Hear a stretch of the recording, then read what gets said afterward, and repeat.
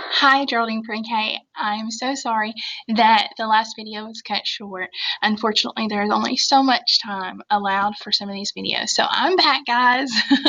We're going to continue with leaf jumpers. And we left off talking about the willow tree and the willow leaves. Now, the willow leaves turn yellow-green is what our story tells us. And if you look at the illustration and the pictures, you can see that they are a yellow-green color. They're actually they kind of hurt your eyes to even look at. They're just very bright. And it also says they hang from the limbs that all curve down. So what they do, just like you see the little dog in the background there, behind the leaves, in other words, basically a willow tree, it hangs down like this. So you would kind of be able to hide just like the dog is there behind the willow leaves. Now, the ginkgo tree or the ginkgo leaves are next in our story, but we don't normally see a ginkgo tree around our area or around our town. But when you go to do your nature walk later, you can see if you can find a ginkgo leaf, and I'm going to tell you what they look like. So you can look at the illustration and you can see that they are gold color. So they're a very bright leaf, and it says in the story that they are wavy. So if you look at our picture here, you'll see all these little lines, and those are the waves in the leaf. So they're not a flat leaf. They've got a little bit of a texture to it.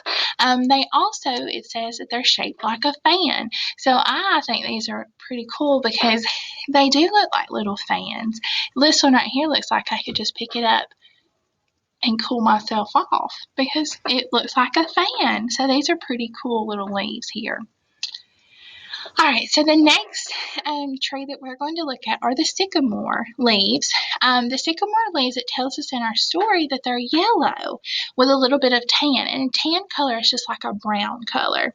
So you can see in the illustration how they've got the yellow veins, and the background is a tan or somewhat of a brown color with a little bit of yellow. And if you peep real close, I want you to look right up here. What animal is that? That's right, a squirrel. It kind of camouflages itself because the squirrel's brown and the tree is brown too. And if you look here, you've got a girl in the purple with a hair, with a scrunchie with her hair up, like we saw a couple pages back. But you also see a little boy. And we saw two sets of arms, and I wonder if his was the other set. And they've got their cute little dog with them. And here it's talking about the bright leaves are tossing up in the air. So they're throwing their leaves up in the air, and they've got the colors of orange and yellow and golds and reds. And my friends, those are the colors for fall. Oranges and yellows and golds and reds. That's because the leaves turn those colors in the fall. And it says we dance together as they fall. So they throw them up in the air, and they're dancing, dancing, dancing as the leaves are probably falling gracefully down.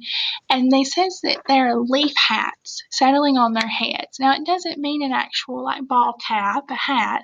It just means, like in the pictures here, how she has a leaf that's fallen on top of her head, and he has two that have fallen on top of his head. We clap with joy, we love the leaves, we rake a glowing golden heap. So they've raked them all up after they've played in them now. And look at all those fall colors. And here they've probably, it looks like they raked all the leaves up, and then they jumped in the leaves.